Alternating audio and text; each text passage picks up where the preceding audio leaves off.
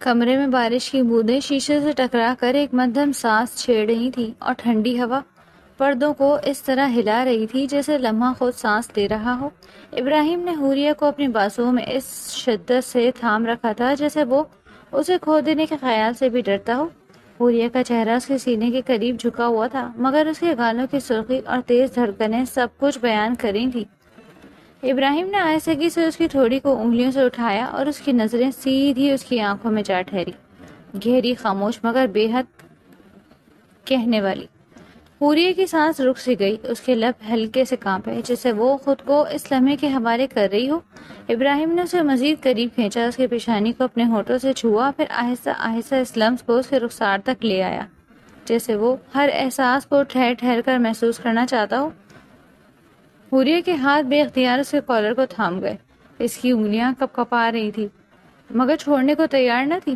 ان کے درمیان فاصلہ اب صرف ایک دھڑکن کا رہ گیا تھا۔ ابراہیم کی گرم سانسیں جب اس کے لبوں کے قریب آئیں تو حوریہ کی پلکیں خود بخود جھک گئیں اور وہ لمحہ ایک خاموش اقرار میں بدل گیا۔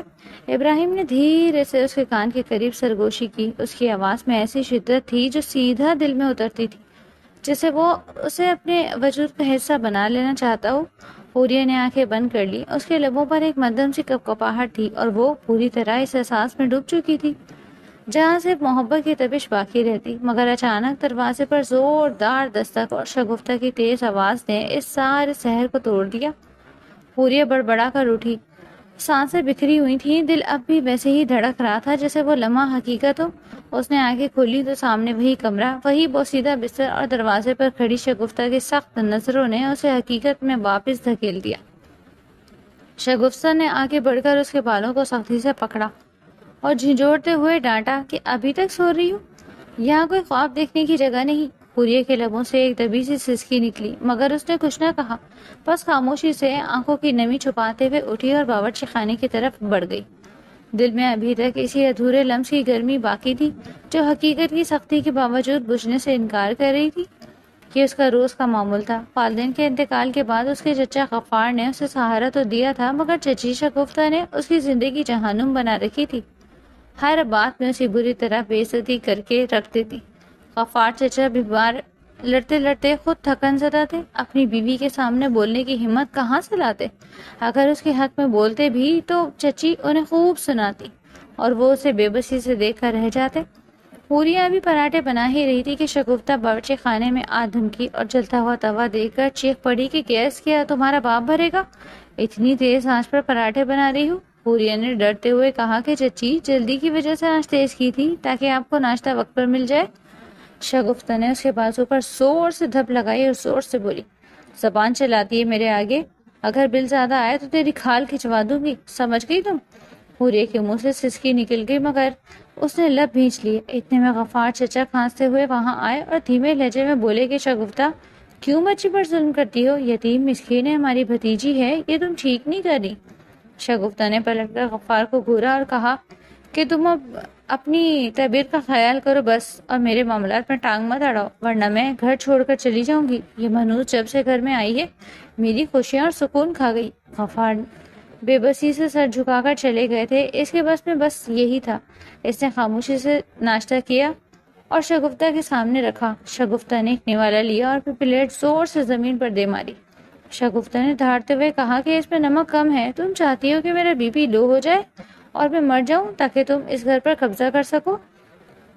چلاک ماں کی چلاک بیٹی، چچی نے اسے بالوں سے دبوچ لیا۔ وہ روتے ہوئے بولی، چچی مجھے معاف کر دے، مجھے غلطی ہو گئی، میں دوبارہ بنا دیتی ہوں۔ شگفتہ نے حوریہ کا بازو پکڑ کر اسے دروازے کی طرف دھکیلا۔ دفع ہو جاؤ میری نظروں سے اور دوبارہ اپنی شکل مت دکھانا، اور اگر رونے دھونے سے فرصت مل جائے تو باہر سے سبزی اور گھر کا دوسرا سامان بھی لے آنا۔ یہاں ہر کوئی تمہارا ملازم نہیں ہے جو تمہیں سب کچھ گھر میں ہی میسر کرے گا۔ چچی کی بات سنتے وہ رونا دھونا بھول کر اپنی چادر اٹھاتی، ان سے پیسے لیتی، گھر سے باہر نکل گئی تھی۔ وہ جانتی تھی اگر اس نے ان کے حکم میں تھوڑی سی بھی کوتاہی کی تو وہ اس کے ساتھ بری طرح پیش آئیں گے۔ گھر سے باہر نکلتے ہی اس کے رکے ہوئے آنسو ایک بار پھر سے باہر نکلے۔ کاش بابا اور امی زندہ ہوتے تو آج میرے ساتھ یہ سب کچھ نہ ہو رہا ہوتا۔ اس کا دل خون کے آنسو رو رہا تھا۔ آخر اس کی زندگی میں اتنا اندھیرا کیوں تھا؟ کیا اسے کبھی کوئی سکھ کا سانس نصیب ہوگا یا ساری زندگی یوں ہی ظلم سہتے گزر جائے گی؟ بازار کی چکا چوند اور لوگوں کا ہجوم آج حوریہ کی عجیب طرح سے بے جان لگ رہا تھا، جیسے ہر آواز اس کے اندر تک اتر کر اسے مزید خالی کر رہی ہو۔ وہ سر جھکائے تیز قدموں سے چل رہی تھی، مگر اس کے کانوں میں اب بھی چچی شگفتہ کے زہریلے جملے گونج رہے تھے، ہر لفظ جیسے اس کے دل پر چھایا چپتا جا رہا تھا۔ یونیورسٹی روڈ کے قریب پہنچتے پہنچتے اس کے قدم خود بخود سست پڑنے لگے، ذہن بوجھل اور دل بے چین تھا کہ اچانک ایک کمزور سی سسکی اس کے کانوں سے ٹکرائی۔ وہ ٹھٹک کر رک گئی، آواز میں ایسا درد تھا کہ جیسے کسی ننھی جان کے آخری پکار ہو۔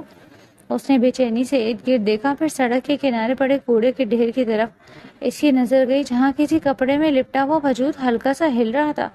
دل زور سے دھڑکا، سانسیں بے ترتیب ہو گئی اور اگلے ہی لمحے وہ دوڑ کر وہاں جا پہنچی۔ کپڑا ہٹاتے ہی اس کے لبوں سے ایک دبی ہوئی چیخ نکل گئی، یا اللہ! اس کی آنکھوں کے سامنے ایک نوزائیدہ بچہ تھا، کمزور، مٹی میں لت پت، بھوک اور گرمی سے نڈھال، اس کی ننھی سی جان جیسے زندگی کی دوڑ سے بمشکل جڑی ہوئی تھی۔ حوریہ کی آنکھوں میں آنسو بھر آئے، اس کا دل جیسے کسی نے مٹھی میں جکڑ لیا۔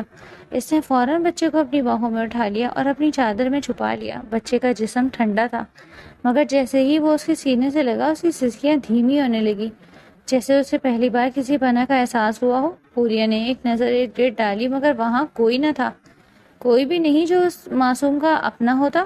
اسی لمحے اس کے دل میں ایک مضبوط فیصلہ جنم لے چکا تھا۔ وہ بچے کو سینے سے لگائے تیزی سے گھر کی طرف چل پڑی۔ گھر کے دروازے پر پہنچ کر اس نے ایک لمحے کو خود کو سنبھالا، گہرا سانس لیا اور پھر دروازہ کھول دیا۔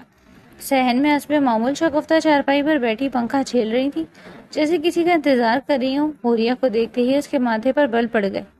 آ گئی نوابزادی، اتنی دیر کہاں لگا دی؟ اس کی آواز میں طنز بھی تھا اور غصہ بھی۔ پھر اس کی نظریں فوراً حوریہ کی چادر پر گئیں۔ اور یہ کیا چھپا رکھا ہے تم نے؟ حوریہ کے قدم جیسے زمین میں گڑ گئے، اس کے ہاتھ ہلکے سے کانپے، مگر اس نے ہمت کر کے چادر ہٹائی۔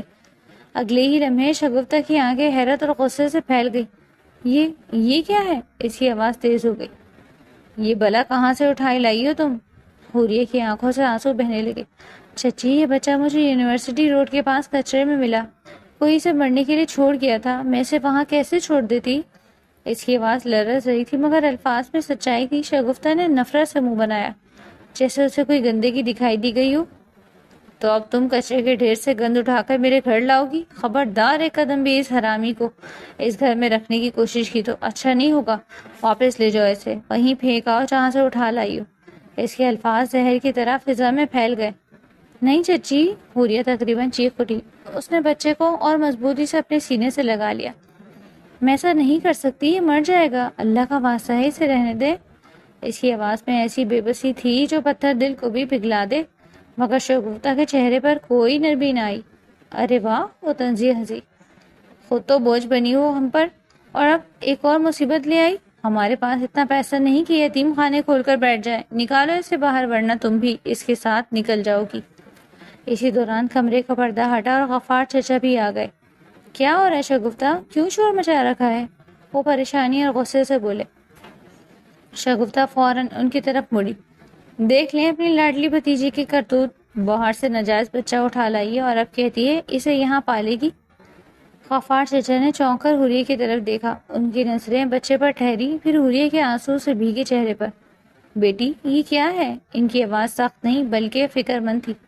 حوریہ نے کانپتے ہوئے لبوں سے ساری بات سنا دی، ایک ایک لفظ کے ساتھ اس کا دل جیسے ہلکا بھی ہو رہا تھا اور مزید بوجھل بھی۔ کچھ لمحوں کے لیے خاموشی چھا گئی۔ شگفتہ اب بھی غصے سے بھری کھڑی تھی، جبکہ غفار چچا گہری سوچ میں ڈوب گئے۔ پھر انہوں نے آہستہ سے کہا، حوریہ، ہم غریب لوگ ہیں بیٹی، 2 وقت کی روٹی مشکل سے پوری ہوتی ہے، اس بچے کی ذمہ داری۔ ان کی بات ادھوری رہ گئی۔ میں اٹھاؤں گی یہ ذمہ داری، حوریہ نے اچانک مضبوط لہجے میں کہا۔ اس کی آواز میں اب وہ لرزش نہیں تھی بلکہ عزم تھا۔ میں یہاں پر بوجھ نہیں بنوں گی، میں نوکری کروں گی، اس بچے کا خرچ بھی اٹھاؤں گی اور اپنا بھی، بس آپ اسے گھر سے نہ نکالیں۔ اس کی آنکھوں میں ایک عجیب سی چمک تھی، جیسے اس نے اپنی زندگی کا مقصد پا لیا ہو۔ شگفتہ نے آنکھیں سکیڑ کر اسے دیکھا، پھر ایک مکارانہ مسکراہٹ اس کے لبوں پر پھیل گئی۔ نوکری؟ تم؟ اس نے تمسخر سے کہا۔ تمہیں تو گھر کے کاموں کے علاوہ کچھ آتا بھی نہیں۔ میں سیکھ لوں گی، کچھ بھی کر لوں گی، حوریہ نے فوراً جواب دیا۔ میں پڑھی لکھی ہوں، مجھے کہیں نہ کہیں کام مل جائے گا۔ غفار چچا نے اس کی طرف دیکھا، ان کی آنکھوں میں ہلکی سی نرمی ابھر آئی، جیسے وہ اس کی ہمت سے متاثر ہوئے، مگر وہ شگفتہ کی طرف دیکھ کر خاموش ہو گئے۔ شگفتہ نے کچھ لمحے سوچا، پھر ایک گہری سانس لے کر بولی، ٹھیک ہے، اگر تم اتنا ہی شوق رکھتی ہو تو رکھ لو اسے۔ حوریہ کی آنکھوں میں امید کی چمک جاگ اٹھی، مگر اگلا جملہ بجلی بن کر گرا، لیکن یاد رکھنا، جس دن تم نے مجھ سے 1 روپیہ بھی مانگا یا اس بچے کی وجہ سے میرے سکون میں ذرا سی بھی خلل آیا تو میں تم دونوں کو دھکے دے کر باہر نکال دوں گی، اور ہاں، گھر کے کاموں میں بھی کوئی کمی نہیں آنی چاہیے۔ حوریہ نے سر جھکا کر اس بات میں سر ہلایا، آنسو اب بھی اس کے گالوں پر بہہ رہے تھے، مگر دل میں ایک عجیب سا سکون اتر آیا۔ اس نے بچے کو اور مضبوطی سے اپنے سینے سے لگا لیا، جیسے دنیا کی ہر سختی سے اسے بچا لے گئی۔ رحیم چچا نے ایک لمحے کو آگے بڑھ کر بچے کو دیکھا، پھر دھیرے سے بولے، اللہ خیر کرے۔ ان کی آواز میں دعا بھی تھی اور انجانا سا خوف بھی، مگر اس لمحے حوریہ کے لیے سب سے بڑی بات یہ تھی کہ اس معصوم کو ایک چھت مل گئی اور اسے اپنی زندگی کا نیا مقصد۔ بہت شگفتہ چچی کا شکریہ ادا کرتے ہی دوڑ کر اپنے کمرے میں داخل ہو گئی، گہرے سانس بھرتے جیسے خود کو پرسکون کر رہی تھی۔ اسے لگا جیسے وہ بہت بڑی جنگ جیت کر آئی ہو۔ وہ بچے کے اٹھ جانے سے پہلے ہی اسے احتیاط سے بستر پر لٹاتی چوری چھپے کچن میں چلی گئی تھی۔ کچن میں آنے کے بعد اس نے پھر سے تھوڑا سا دودھ نکالا اور باقی کے دودھ میں پانی ڈال کر مقدار پوری کر دی۔ اس کے لبوں پر مدھم سی مسکراہٹ تھی اور دل میں خوف بھی تھا۔ اس نے زندگی بھر اس طرح کی چالاکی اور بے ایمانی کرنے کی کوشش نہیں کی تھی، لیکن آج اس معصوم بچے کی خاطر اسے یہ سب کرنا پڑ رہا تھا۔ اس نے بچے کے لیے تھوڑا سا دودھ گرم کیا اور کمرے میں چلی گئی۔ اپنا چھوٹے سے کمرے کا دروازہ لاک کرتے ہی وہ جیسے سکون میں آ گئی۔ جیسے ہی وہ ننھا سا وجود نیند سے جاگا تو بھوک سے رونے لگا۔ حوریہ نے روئی کی مدد سے تھوڑا تھوڑا دودھ قطرہ قطرہ اس کے حلق میں ٹپکایا تو بھوک مٹتے ہی وہ پھر سے گہری نیند میں سو گیا۔ ننھی سی جان کو سکون ملتے دیکھ کر حوریہ کے دل میں ممتا کا ایسا طوفان اٹھا کہ اسے اپنی ساری تھکن بھول گئی۔ اگلے ہی دن حوریہ نے اخبار میں نوکریوں کے اشتہار دیکھنا شروع کر دیے۔ اس نے کئی جگہ درخواستیں دیں، لیکن ہر جگہ سے مایوسی کا سامنا کرنا پڑا۔ کوئی تجربہ نہ ہونے کی وجہ سے اسے ہر جگہ سے رد کر دیا جاتا، لیکن اسے ہمت نہیں ہاری۔ وہ جانتی تھی کہ اب وہ اکیلی نہیں ہے، ایک ننھی جان اس کی ذمہ داری ہے۔ کئی دنوں کی خواہی کے بعد آخرکار ایک بڑی کمپنی سے اسے انٹرویو کی کال آ ہی گئی۔ حوریہ کی خوشی کا کوئی ٹھکانہ نہیں تھا۔ اس نے اپنا واحد اچھا جوڑا استری کیا اور بچے کو تیار کر کے اپنے ساتھ لے جانے کا فیصلہ کیا۔ چچی شگفتہ نے اسے جاتے ہوئے تنبیہ کی، دیکھ لو لڑکی، یہ تمہارا آخری موقع ہے، اگر نوکری نہ ملی تو شام کو گھر مت آنا۔ حوریہ نے مضبوطی سے بچے کو گود میں اٹھایا اور گھر سے نکل پڑی۔ راستے بھر وہ دعائیں مانگتی رہی کہ کسی طرح یہ نوکری اسے مل جائے تاکہ وہ اس معصوم کو ایک اچھی زندگی دے سکے۔ وہ بس اتنا چاہتی تھی کہ اسے اپنے بچے کے لیے ہی جنگ جیتنی ہے۔ حوریہ نے ہمدانی گروپ آف انڈسٹریز کی پرشکوہ عمارت کے سامنے رکشہ رکوایا اور کانپتے ہاتھوں سے کرایہ ادا کیا۔ اس کی گود میں موجود بچہ اب سو چکا تھا، مگر اس کے ماتھے پر پسینے کے قطرے چمک رہے تھے۔ اس نے ریسیپشن پر موجود لڑکی سے جاب انٹرویو کے بارے میں پوچھتی وہ بچے کو گود میں سلائے قریبی بینچ پر بیٹھ چکی تھی۔ لمحہ بہ لمحہ اس کی بے چینی میں اضافہ ہو رہا تھا۔ اس کی باری آئی تو وہ اللہ کا نام لے کر تیز قدموں سے آفس کے اندر داخل ہوئی۔ سامنے ایک بڑی سی شاندار کرسی پر ایک شخص فائل میں سر دیے بیٹھا تھا۔ حوریہ نے بمشکل اپنی آواز کو نارمل کیا، میں اندر آ سکتی ہوں سر؟ ابراہیم ہمدانی نے سر اٹھا کر دیکھا تو دروازے پر کھڑی لڑکی اور اس کی گود میں موجود بچے کو دیکھ کر اس کے ہاتھ میں موجود پین وہیں رک گیا اور نظریں اس کے کم سن پر جم سی گئیں۔ بچہ؟ اس نے حیرت سے آئی بروز کھائے۔ آ جائیں، تشریف رکھیں۔ مہروز کی آواز میں ایک عجیب سا روب تھا۔ وہ کرسی پر بیٹھی اور بچے کو اپنی گود میں درست کیا۔ ابراہیم کی نظریں حوریہ کے چہرے سے ہٹ کر سیدھا اس بچے کے چہرے پر جم گئی۔ ایک لمحے کے لیے ابراہیم کو لگا جیسے وقت تھم گیا ہو۔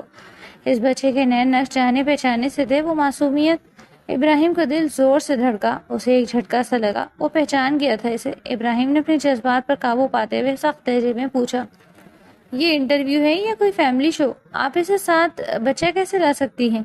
حوریہ نے گھبرا کر کہا، آئی ایم سوری سر، میں اکیلی رہتی ہوں اور میں چاہ کر بھی اس بچے کو اکیلے گھر میں چھوڑ کر نہیں آ سکتی تھی۔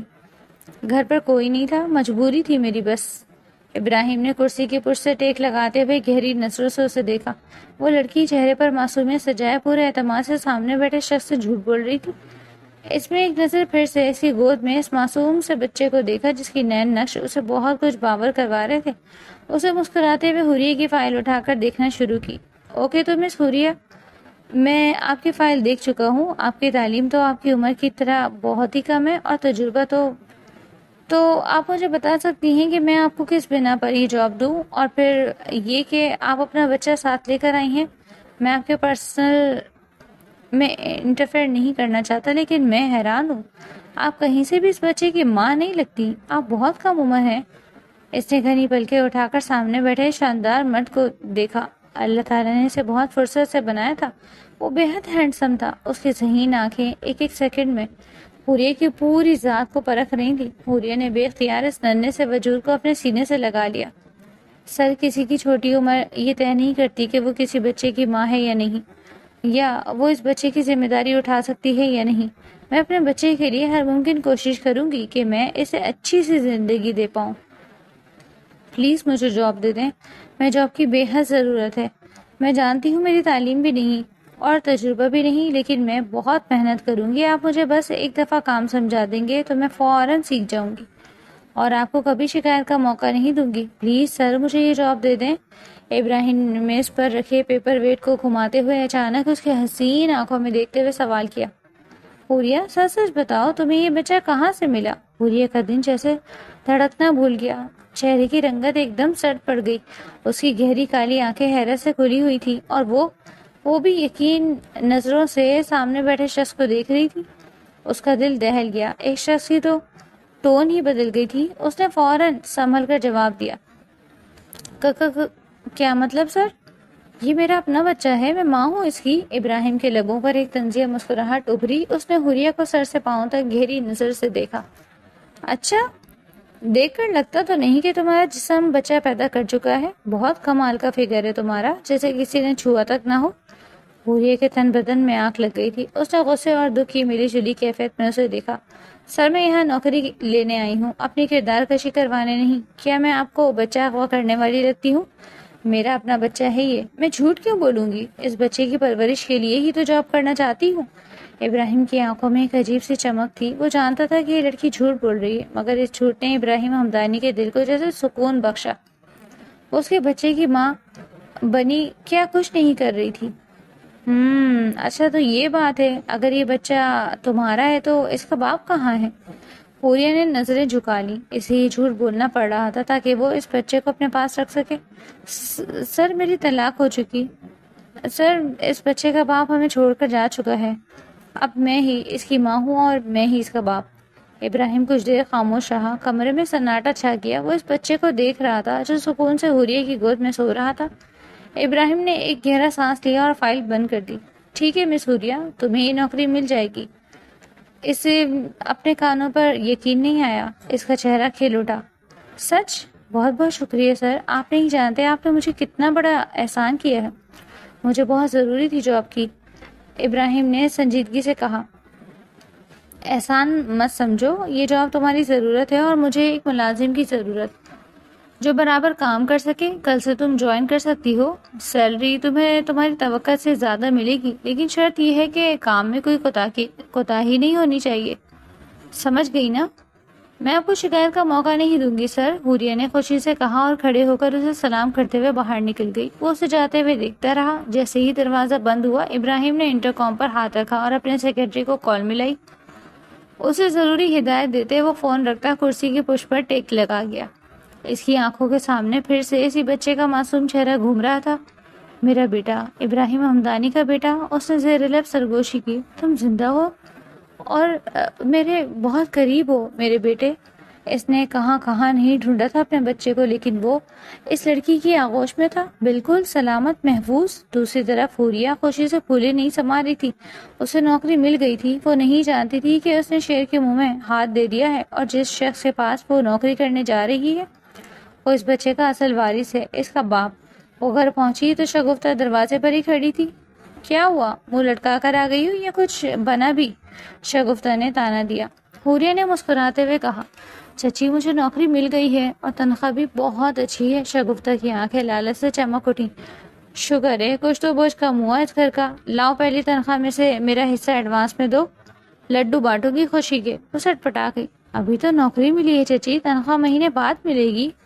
وہ پہلے سیلری کیسے دے سکتے ہیں؟ مجھے تو جاب بھی نہیں پتا، بہت منتیں کرنے کے بعد ملی ہیں۔ آپ جانتی ہیں میری تعلیم نامکمل ہے اور مجھے جاب کرنے کا کوئی تجربہ بھی نہیں تھا، حوریہ نے کہا تو چچی اسے سخت نظروں سے دیکھا، جبکہ وہ کترا کر ان کے پاس سے گزرتی اپنے چھوٹے سے کمرے کی جانب بڑھ گئی۔ اس نے بچے کو بستر پر لٹایا اور اسے پیار کیا۔ دیکھا میری جان، تمہارے نصیب سے مجھے روزگار مل گیا، اب ہم سکون سے رہیں گے۔ لیکن وہ کہاں جانتی تھی کہ ابراہیم ہمدانی کی کڑی نظریں اس پر اور وہ اس کی گرفت سے آزاد نہیں ہو سکتی تھی۔ ابراہیم ہمدانی اب اس کا پیچھا نہیں چھوڑنے والا تھا۔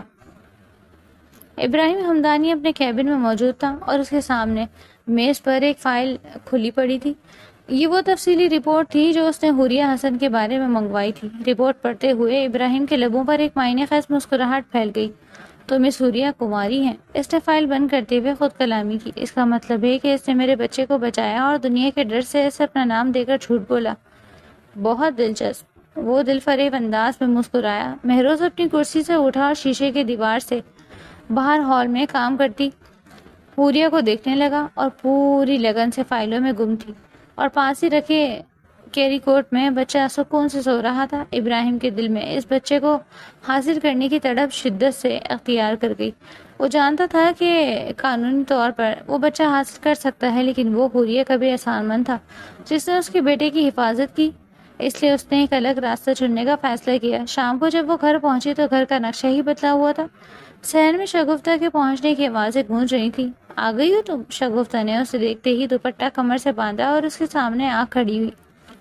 آج مکان مالک آیا تھا اور کرایہ نہ ملنے پر اس نے دھمکی دی ہے کہ کل صبح تک اگر پچھلے 3 مہینوں کا کرایہ ادا نہ کیا تو وہ سامان باہر پھینک دے گا، اور جانتی ہو نا پھر کیا ہوگا؟ ہمارے سر پر یہ چھت بھی نہیں رہے گی، ہم سڑک پر آ جائیں گے۔ حوریہ کے ہاتھ پاؤں ٹھنڈے پڑ گئے۔ چچی یہ آپ کیسی باتیں کر رہی ہیں؟ آپ مجھے کیوں سنا رہی ہیں؟ میرے پاس اتنے پیسے کہاں سے آئیں گے؟ میری تنخواہ تو ابھی مہینے بعد ملے گی۔ شگفتہ نے بے رحمی سے اس کا بازو مروڑا۔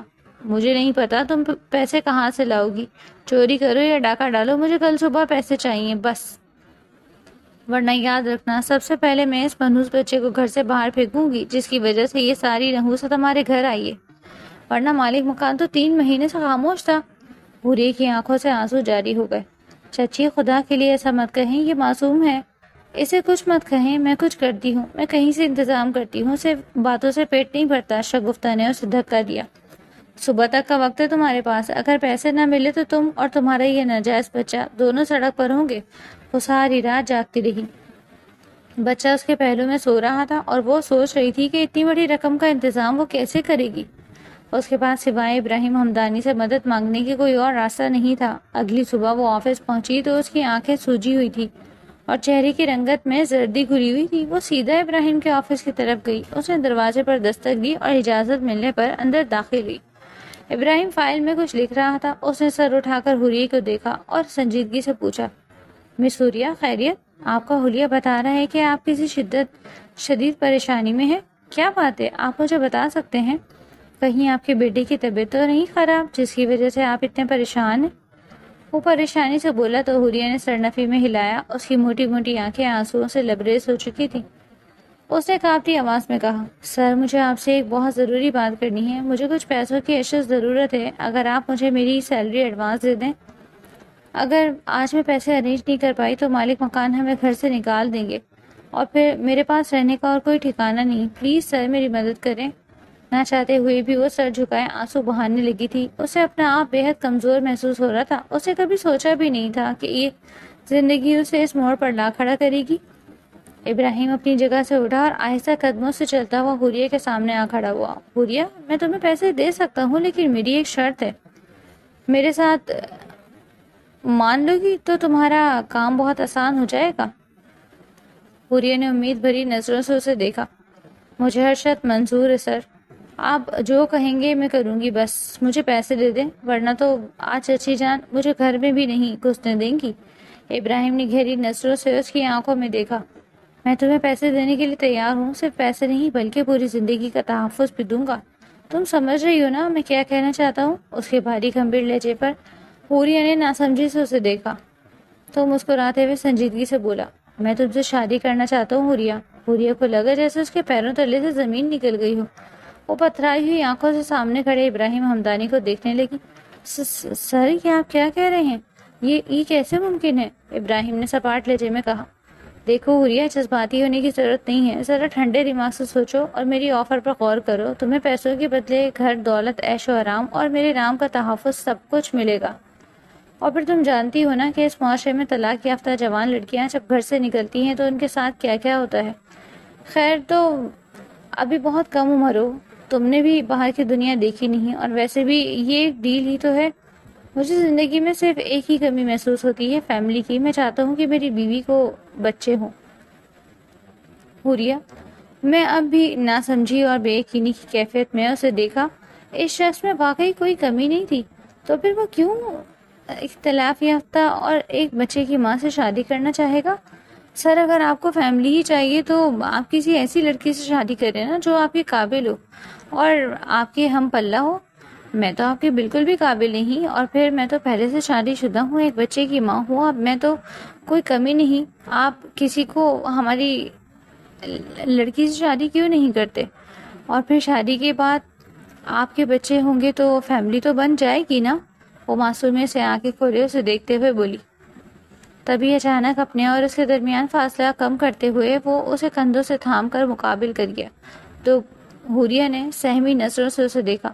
میں نے تم سے مشورہ نہیں مانگا، تمہارے سامنے ایک ڈیل رکھی ہے، تم سمجھ کیوں نہیں رہی؟ میں تمہیں تحفظ دینا چاہتا ہوں۔ بولو، میں تمہیں پیسہ بھی دوں گا، اتنا سب کچھ دے رہا ہوں، اور پھر بھی تم مجھ سے سوال کر رہی ہو۔ اب فیصلہ تمہارا ہے کہ تمہیں سڑکوں کی خاک چھاننی ہے یا عزت کی زندگی گزارنی ہے۔ حوریہ کے ذہن میں شگفتہ چچی کے دھمکیاں گونجنے لگی تھی۔ وہ جانتی تھی کہ انکار کی صورت میں اس کے بچے کا مستقبل تباہ ہو جائے گا۔ اس نے ایک نظر اپنے بچے پر ڈالی جو صوفے پر لیٹا ہاتھ پاؤں چلا رہا تھا۔ ممتا نے اس کے اندر فیصلہ کر لیا تھا۔ حوریہ نے آنسو پوچھے اور سر اٹھا کر ابراہیم کی طرف دیکھا۔ ٹھیک ہے، مجھے منظور ہے، میں اس بچے کی خاطر آپ کی ہر شرط ماننے کو تیار ہوں۔ ابراہیم کے چہرے پر فاتحہ مندانہ مسکراہٹ ابھری۔ بہت خوب، تو پھر تیاری کرو، آج شام ہی ہمارا نکاح ہوگا اور تم اپنے گھر واپس جانے کی بجائے میرے گھر جاؤ گی۔ حوریہ نے اس بات میں سر ہلایا۔ وہ نہیں جانتی تھی کہ وہ کس بندھن میں بندھی جا رہی ہے، لیکن اس وقت اسے اپنے بچے کے سر پر چھت چاہیے تھی، چاہے اس کی قیمت اسے اپنی پوری زندگی دے کر ہی کیوں نہ چکانی پڑتی۔ نکاح کی تقریب انتہائی سادگی کے ساتھ انجام پائی۔ حوریہ ابھی تک یقین اور بے یقینی کی کیفیت میں تھی۔ وہ ملک کے سب سے بڑے بزنس ٹائکون ابراہیم حمدانی کی منکوہہ بن چکی تھی۔ اسے دلہن کے لباس میں سجا کر جب ابراہیم کے عالی شان بیڈ روم میں لایا گیا تو اس کی ٹانگیں کانپ رہی تھی۔ کمرے میں گلاب اور موتی کی مہک رچی بسی تھی جو حوریہ کے حواس پر ایک عجیب سا نشہ طاری کر رہی تھی۔ بچہ کمرے کے کونے میں سجے خوبصورت سے جھولے پر پرسکون نیند سو رہا تھا۔ دروازہ کھلنے کی آواز پر اس کا دل اچھل کر حلق میں آ گیا۔ ابراہیم حمدانی آہستگی سے چلتا ہوا اندر داخل ہوا اور دروازہ لاک کر گیا۔ اس کی نظریں سیدھی حوریہ پر جمی تھی جو گھونگھٹ نکالے بیڈ کے کنارے سمٹی بیٹھی تھی۔ ابراہیم نے آگے بڑھ کر اس کے سامنے کھڑے ہوتے ہوئے نرمی سے بولا، کب تک یوں سمٹ کر بیٹھی رہو گی حوریہ؟ تو میں کسی قسم کا کوئی کمپلیکس تو نہیں ہونا چاہیے؟ اب یہ کمرہ اور یہ گھر تمہارا ہے۔ حوریہ نے کانپتے ہاتھوں سے اپنا گھونگھٹ تھوڑا اوپر کیا اور بھیگی پلکوں سے ابراہیم کو دیکھا۔ اس کے دل میں ایک بوجھ تھا جو اسے سانس نہیں لینے دے رہا تھا۔ وہ اس رشتے کی شروعات جھوٹ پر نہیں کر سکتی تھی۔ اس نے فیصلہ کر لیا تھا کہ وہ ابراہیم کو سب سچ بتا دے گی، چاہے اس کے بعد وہ اس کے ساتھ کیسا بھی سلوک کرے۔ تبھی وہ ہچکچاتے ہوئے بولی، ابراہیم، مجھے آپ سے ایک بہت ضروری بات کرنی ہے، پلیز میری بات کو تحمل سے سنیے گا۔ میں آپ کے ساتھ اس نئے رشتے کی شروعات کسی قسم کی جھوٹ کے ساتھ نہیں کرنا چاہتی۔ میرا ضمیر مجھے اس بات کی اجازت نہیں دے رہا۔ سچ جاننے کے بعد اب میرے ساتھ جو بھی سلوک کریں گے مجھے منظور ہوگا، لیکن پلیز مجھے اس گھر سے مت نکالیے گا۔ حیا کی آواز لرز رہی تھی۔ ابراہیم نے بیڈ کے قریب بیٹھتے ہوئے سنجیدگی سے اسے دیکھا۔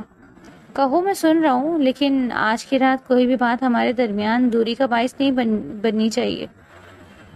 حوریہ نے نظریں جھکا لی اور اس کے آنسو ہاتھوں پر گرنے لگے۔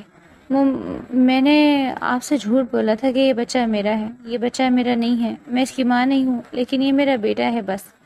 میں اس بچے کے بغیر جینے کا تصور بھی نہیں کر سکتی۔ ابراہیم کے چہرے کے تاثرات نہیں بدلے، لیکن حوریہ اپنی روح میں بولتی گئی، یہ بچہ مجھے کچرے کے ڈھیر پر ملا تھا۔ جب میں نے اسے کچرے سے اٹھایا اس کی حالت بہت خراب تھی، چوٹیاں بچے کو جگہ جگہ سے کاٹ چکی تھیں۔ خدا نے میرے دل میں اس بچے کے لیے رحم اور محبت ڈال دی اور میں اسے سینے سے لگائے اپنے گھر لے آئی۔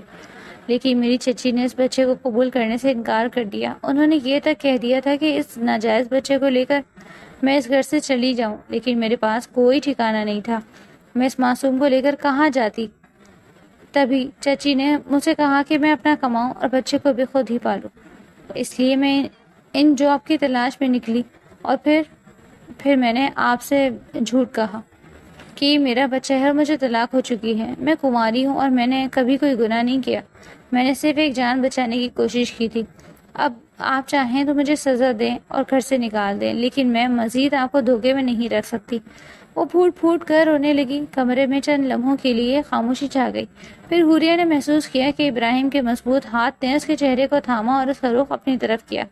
حوریہ نے ڈرتے ڈرتے آنکھیں کھولی تو ابراہیم کی آنکھوں میں غصے کے بجائے ایک عجیب سی نرمی اور ستائش تھی۔ تم نے جو کیا وہ گناہ نہیں بلکہ عبادت تھی حوریہ۔ رحیم نے انگوٹھے سے حوریہ کے گال پر بہتے آنسو صاف کیے۔ تمہاری سی سچائی اور پاکیزگی نے مجھے تمہارا گرویدہ کر دیا ہے۔ مجھے سے کوئی فرق نہیں پڑتا کہ یہ بچہ تمہارا ہے یا نہیں، اب یہ ہمارا بچہ ہے اور تم صرف میری ہو۔ حوریہ حیرت سے اسے دیکھنے لگی۔ کیا آپ مجھے اس جھوٹ کے باوجود قبول کر لیں گے؟ ابراہیم نے ایک مسحور کن مسکراہٹ کے ساتھ جھک کر حوریہ کی پیشانی پر اپنے لب رکھ دی۔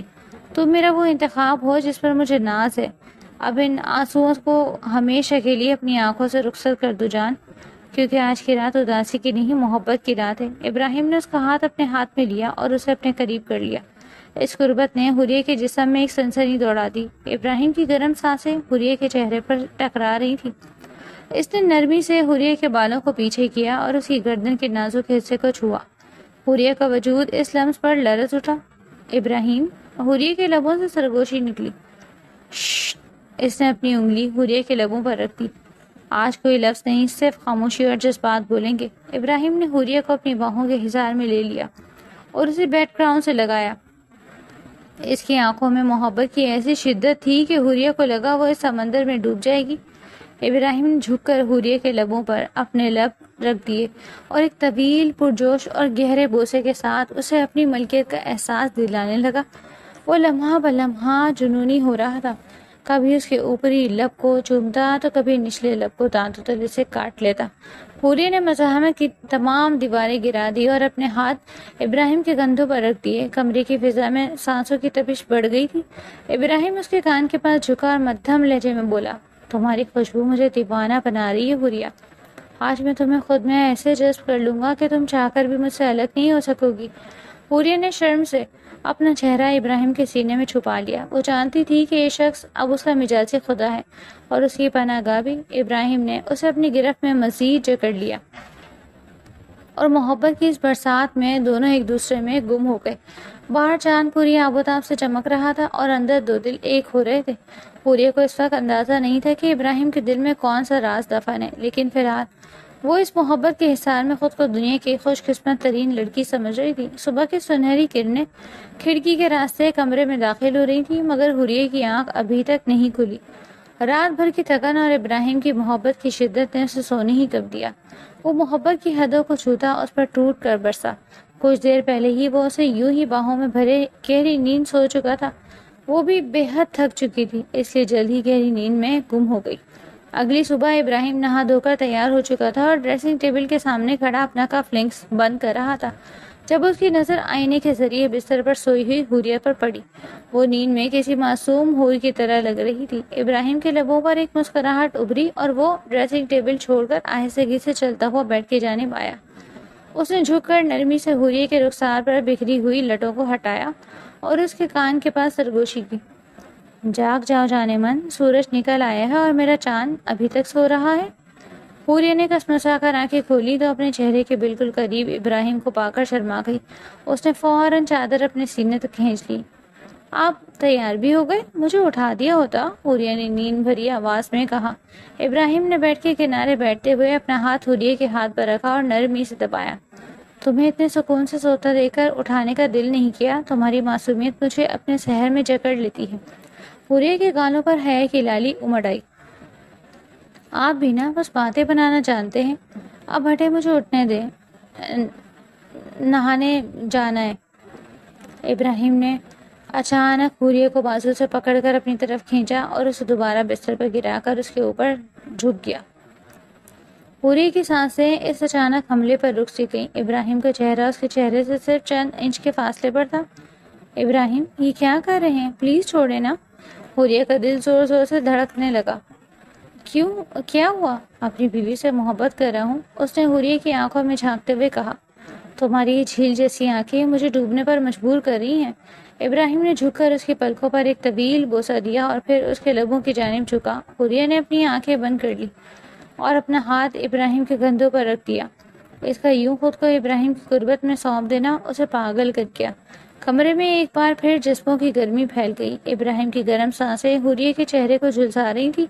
اس نے حوریہ کے لبوں کو اپنی گرفت میں لیا اور دنیا و مافیا سے بے خبر ہو گیا۔ یہ لمحات صرف ان دونوں کے تھے جہاں محبت کی زبان بولی اور سمجھی جا رہی تھی۔ کچھ دیر بعد ابراہیم نے اسے چھوڑا تو وہ بری طرح ہانپ رہی تھی۔ اب جاؤ، تیار ہو جاؤ، ورنہ میں آفس نہیں جا پاؤں گا میری جان۔ بہت بے خود کر رہی ہو تم مجھے، ابراہیم نے مسکراتے ہوئے کہا۔ وہ شرم سے سرخ ہوتی ہوئی باتھ روم کی طرف بھاگی۔ ابراہیم کی نظریں اب جھولے میں لیٹے بچے پر جم گئی۔ وہ اٹھ کر جھولے کے پاس آیا اور سوتے ہوئے بچے کو دیکھنے لگا۔ اس کے دل میں ایک عجیب سی ٹیس اٹھی۔ میرا خون، میرا بیٹا۔ اس نے نہال کا ننھا سا ہاتھ تھام لیا۔ تمہیں اندازہ نہیں ہے تمہارے باپ نے تمہیں حاصل کرنے کے لیے کتنا انتظار کیا۔ بچہ نیند میں مسکرایا تو ابراہیم کا دل پگھل گیا۔ اس نے جھک کر بچے کی پیشانی چوم لی۔ وہ باتھ روم سے نکلی تو ابراہیم کو بچے کے ساتھ یوں شفقت سے پیش آتے دیکھ کر حیران رہ گئی۔ ابراہیم، مجھے لگتا ہے آپ کو بچے بہت پیارے لگتے ہیں۔ آہیا نے تولیہ سے بال خشک کرتے ہوئے کہا۔ وہ مسکراتا ہوا سیدھا کھڑا ہوا اور حوریہ کی آنکھوں میں دیکھا۔ بچے کس کو پیارے نہیں ہوتے، اور پھر میں نہال تو بہت ہی پیارا بچہ ہے، اور ویسے بھی یہ اب میرا بیٹا ہے، میں اسے دنیا کی ہر خوشی دوں گا۔ دن ایسے ہی محبت اور خوشیوں میں گزر رہے تھے۔ ابراہیم نے جو کہا تھا وہ کر دکھایا تھا۔ وہ نہال کو بے حد محبت کرتا تھا اور حوریہ بھی جان چھڑکتا تھا۔ کبھی کبھی وہ بری طرح حیران ہو جاتی تھی کہ ابراہیم نہال کے لیے بہت بے چین ہو جاتا۔ وہ ذرا سا بھی روتا یا بھوکا احساس کراتا تو ابراہیم کی جان پر بناتی تھی۔ ایک شام وہ آفس سے جلدی گھر آ گیا۔ اس کے ہاتھ میں بہت سے شاپنگ بیگز تھے۔ یہ سب کیا ہے؟ حوریہ نے حیرت سے پوچھا۔ تمہارے اور ہمارے بیٹے کے لیے تحفے۔ ابراہیم نے بیگ صوفے پر رکھے۔ تیار ہو جاؤ، آج ہم باہر ڈنر پر جائیں گے۔ حوریہ نے خوشی سے ایک خوبصورت سا سرخ جوڑا نکالا اور تیار ہونے چل دی۔ جب وہ تیار ہو کر باہر آئی تو ابراہیم کی سانسیں تھم گئیں۔ سرخ رنگ حوریہ کی گوری رنگت پر کھل رہے تھے۔ وہ اس کے قریب آیا اور اس کی کمر میں ہاتھ ڈال کر اسے اپنے قریب کر لیا۔ آج تم قیامت ڈھا رہی ہو حور، میرا دل کر رہا ہے کہ کہیں جانے کے بجائے تمہیں یہیں اپنی باہوں میں قید رکھوں۔ حوریہ نے مسکرا کر اس کے سینے پر ہاتھ رکھا۔ ابراہیم، دیر ہو جائے گی، ہو جانے دو۔ ابراہیم نے اس کی گردن پر اپنے لب رکھ دیے۔ تمہاری خوشبو مجھے ہوش میں رہنے نہیں دیتی۔ اس نے حوریہ کو دیوار کے ساتھ لگایا اور شدت سے اس کے گالوں اور گردن کو چومنے لگا۔ حوریہ کا جسم اس کے لمس پر پگھل رہا تھا۔ محبت کی داستان ہر گزرتے دن کے ساتھ گہری ہوتی جا رہی تھی۔ رات کو وہ واپسی پر گاڑی میں نہال ابراہیم کی گود میں تھا اور وہ اسے پیار کر رہا تھا۔ اچانک اسٹریٹ لائٹ کی روشنی میں حوریہ کی نظر نہال اور ابراہیم کے چہرے پر ایک ساتھ پڑی۔ اس کا دل ایک دھک سے رہ گیا۔ نہال کی آنکھیں اور پیشانی بالکل ابراہیم جیسی۔ ابراہیم کے چہرے پر ایک پراسرار سی مسکراہٹ تھی۔ اس نے گاڑی کی رفتار آہستہ کی اور حوریہ کی آنکھوں میں دیکھا۔ حوریہ کے ذہن میں ایک شک کا بیج بویا جا چکا تھا۔ وہ پوری رات کروٹیں بدلتی رہی اور ابراہیم بچے کے چہرے میں مماثلت تلاش کرتی رہی۔ وہ نہیں جانتی تھی کہ وہ حقیقت کے کتنے قریب پہنچ چکی ہے اور اگلی صبح اس پر کون سا راز کھلنے والا ہے، وہ راز جو اس کی زندگی میں ایک نیا طوفان اور نئی خوشی لانے والا تھا۔ رات کا پچھلا پہر تھا اور خاموشی نے پورے گھر کو اپنے لپیٹ میں لے رکھا تھا۔ حوریہ بیٹھ کے کنارے بیٹھی جھولے میں سوتے ہوئے بچے کو ٹکٹکی باندھے دیکھ رہی تھی۔ اس کے ذہن میں شکوک و شبہات کے بادل منڈلا رہے تھے۔ وہ پچھلے کچھ دنوں سے اسے چین نہیں لینے دے رہے تھے۔ ابراہیم اور نہال کی مشابہت محض اتفاق نہیں ہو سکتی۔ دروازہ کھلا اور ابراہیم کمرے میں داخل ہوا۔ اس نے حوریہ کو جاگتا ہوا دیکھ کر سوالیہ نظروں سے دیکھا۔ حوریہ تم ابھی تک جاگ رہی ہو؟ خیریت ہے؟ ابراہیم نے کوٹ اتار کر صوفے پر رکھا اور اس کے قریب آ گیا۔ اس نے نظریں اٹھا کر ابراہیم کو دیکھا اور ایک فیصلہ کر انداز میں بولی، ابراہیم مجھے آپ سے کچھ پوچھنا ہے اور مجھے سچ سچ جواب چاہیے۔ ابراہیم نے سنجیدگی سے حیا اس کے چہرے کو دیکھا اور اس کے سامنے بیٹھ گیا۔ پوچھو حوریہ، ہمارے درمیان کوئی پردہ نہیں ہے؟ یہ نہال، حوریہ نے سوئے ہوئے بچے کی طرف اشارہ کیا، یہ صرف آپ جیسا دکھتا نہیں ہے بلکہ مجھے یقین ہے کہ اس کا آپ سے کوئی گہرا تعلق ہے۔ آپ نے کبھی نہال کی آنکھیں دیکھی؟ بالکل آپ جیسی ہیں، اس کے لبوں کی بناوٹ، تھوڑی کا خم اور ناک، یہ بالکل آپ جیسا ہے۔ ابراہیم خدا کے لیے مجھے سچ بتائیں، یہ بچہ کون ہے؟ ابراہیم نے گہرا سانس لیا اور سر جھکا لیا۔ کمرے میں چند لمحے گہرا سکوت چھایا رہا۔ پھر ابراہیم نے نظریں اٹھائیں تو اس کی آنکھیں نم تھیں۔ تمہارا شک درست ہے حوریہ، یہ کوئی اور نہیں، میرا اپنا خون ہے، میرا بیٹا۔ حوریہ نے ہاتھ اپنے منہ پر رکھ لیا۔ یہ آپ کا بیٹا ہے؟ تو یہ کچرے کے ڈھیر پہ کیسے؟ ابراہیم کی آنکھوں میں درد اور کرب کا ایک طوفان امڑ آیا۔ وہ اٹھا اور کھڑکی کے پاس جا کر کھڑا ہو گیا۔ یہ ایک بہت دردناک داستان ہے حوریہ۔ میری پہلی بیوی جس سے میں نے محبت کی شادی کی تھی، وہ ایک انتہائی خود غرض اور مادہ پرست عورت ہے۔ اسے صرف میری دولت سے غرض تھی۔ جب اسے پتہ چلا کہ وہ ماں بننے والی ہے تو اس نے اس بچے کو گرانے کی بہت کوشش کی، کیونکہ وہ اپنی فکر خراب نہیں کرنا چاہتی تھی اور نہ ہی کوئی ذمہ داری اٹھانا چاہتی تھی۔ ابراہیم کی آواز بھر آ گئی۔ حوریہ اٹھ کر اس کے پیچھے گئی اور اس کے کندھے پر ہاتھ رکھا۔ ابراہیم نے مڑ کر حوریہ کو دیکھا اور اپنی بات جاری رکھی۔ میں نے اسے روکا، منتیں کی کہ اس بچے کو دنیا میں آنے دو۔ پھر جب یہ بچہ پیدا ہوا تو میں اسپتال میں تھا۔ میں نے اسے صرف ایک بار اپنی گود میں اٹھایا اور وہ ایک لمحہ میرے لیے پوری کائنات تھا۔ لیکن میری پہلی بیوی نے مجھ سے طلاق کا مطالبہ کر دیا۔ وہ مجھ سے انتقام لینا چاہتی تھی کیونکہ میں نے اس کی کچھ ناجائز فرمائشیں پوری کرنے سے انکار کر دیا تھا۔ ابراہیم کی آنکھوں سے آنسو بہہ کر اس کے گالوں پر آ گئے۔ اس ظالم عورت نے مجھ سے یہ بچہ چھیننے کے لیے اور مجھے تڑپانے کے لیے اسے اسپتال سے غائب کروا دیا۔ اس نے مجھے بتایا کہ بچہ مر گیا ہے، لیکن اصل میں اس نے اسے کسی ملازم کے ذریعے کچرے کے ڈھیر پر پھینکوا دیا تھا تاکہ نہ رہے بانس اور نہ بجے بانسری۔ وہ چاہتی تھی کہ میں اپنی اولاد کے غم میں ساری زندگی گھٹ گھٹ کر مر جاؤں۔ میں نے اس ملازم کو اتنی ٹارچر کیا، اتنا مارا پیٹا تو اس نے سب کچھ اگل دیا کہ اس نے کہاں میرے بیٹے کو پھینکا تھا۔ میں اس جگہ گیا تھا لیکن اس سے پہلے ہی کوئی بچے کو وہاں سے اٹھا کر لے گیا۔ لیکن تم نہیں جانتی حوریہ، میں نے تمہیں بچہ اٹھا کر رکشے میں بیٹھتے ہوئے دیکھا تھا۔ پھر میں تمہارا پیچھا کرتا ہوا تمہارے گھر تک بھی گیا۔ میں تمہارے بارے میں زیادہ تو نہیں جانتا تھا، لیکن جب تم میرے پاس جاب کے لیے آئی تو میں نے اپنی سیکرٹری سے کہہ کر تمہارے بارے میں ساری انفارمیشن نکلوا لی۔ میں چاہتا تھا تم سے اسی وقت اپنا بچہ چھین سکتا تھا، لیکن تمہارے خلوص اور محبت نے مجھے ایسا کرنے سے روک دیا۔ حوریہ کا دل دہل گیا۔ وہ روتے ہوئے ابراہیم کے سینے سے لگ گئی۔ یا اللہ، اتنا ظلم کوئی ماں کیسے کر سکتی ہے؟ ابراہیم نے حوریہ کا چہرہ اپنے ہاتھوں میں لیا۔ تم میرے لیے رحمت بن کر آئی ہو حوریہ۔ تم نے نہ صرف میرے بچے کی جان بچائی بلکہ اسے ماں بن کر پالا۔ تم نہ ہوتی تو شاید میرا وارث کتوں اور کبوں کی خوراک بن جاتا۔ میں تمہارا یہ احسان ساری زندگی نہیں چکا سکتا۔ حوریہ نے ابراہیم کے ہاتھوں کو چوما اور محبت پاش نظروں سے اسے دیکھا۔ یہ احسان نہیں، یہ محبت ہے۔ اللہ نے مجھے شاید اسی لیے منتخب کیا تھا کہ میں آپ کی امانت آپ تک پہنچا سکوں۔ ابراہیم نے بے اختیار حوریہ کو اپنی باہوں میں سمیٹ لیا۔ تو میری زندگی حور، آج میرا دل ہلکا ہو گیا۔ آج مجھے میرا سب کچھ مل گیا۔ ابراہیم نے جھک کر حوریہ کے لبوں پر اپنے لب رکھ دیا۔ حوریہ نے اپنے بازو ابراہیم کی گردن میں حمائل کر دیا۔ دونوں کے اشک آپس میں مل کر ایک ہو رہے تھے۔ ابراہیم نے حوریہ کو گود میں اٹھایا اور بیڈ کی طرف بڑھا۔ آج کی رات ہم اس دکھ کو ہمیشہ کے لیے دفن کر دیں گے حور۔ آج صرف تم ہو، میں ہوں اور ہماری محبت۔ ابراہیم نے اس کو بستر پر لٹایا اور اس کے اوپر جھک گیا۔ اس نے حوریہ کی گردن اور کندھوں پہ اپنا گرم سانسوں اور لمس سے سلگا دیا۔ حوریہ کی سسکیاں اور ابراہیم کی سرگوشیاں کمرے کے سکوت کو توڑ رہی تھیں۔ ہمیں تم سے بے پناہ محبت کرتا ہوں حور، وہ عجیب دیوانگی کے عالم میں بولا۔ میں بھی آپ کے بنا ادھوری ہوں۔ اس رات ان دونوں کے درمیان محبت کا رشتہ مزید مضبوط ہو گیا۔ ماضی کے دکھ مٹ چکے تھے اور مستقبل کے خوشیاں ان کا انتظار کر رہی تھیں۔ وہ دونوں ایک دوسرے میں گم تھے اور پاس ہی جھولے میں ان کا بیٹا پرسکون نیند سو رہا تھا، بے خبر کہ اس کے والدین ایک ہو چکے ہیں۔